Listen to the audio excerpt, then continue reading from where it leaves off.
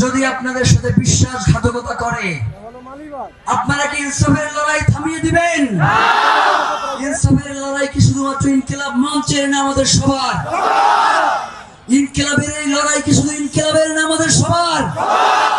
যতক্ষণ পর্যন্ত বাংলার এই জমিনে ইনসাফ প্রতিষ্ঠিত না হবে, যতক্ষণ পর্যন্ত বাংলাদেশের সীমান্ত সুরক্ষিত না হবে, যতক্ষণ পর্যন্ত দিল্লির তাবেদারি থেকে বাংলাদেশ মুক্ত না হবে, যতক্ষণ পর্যন্ত বাংলাদেশের সার্বভৌমত্ব বিনষ্ট হতে পারে এই ধরনের আশঙ্কা মুক্ত আমরা না হব, ততক্ষণ পর্যন্ত আমরা এই রাজপথ ছাড়ব না।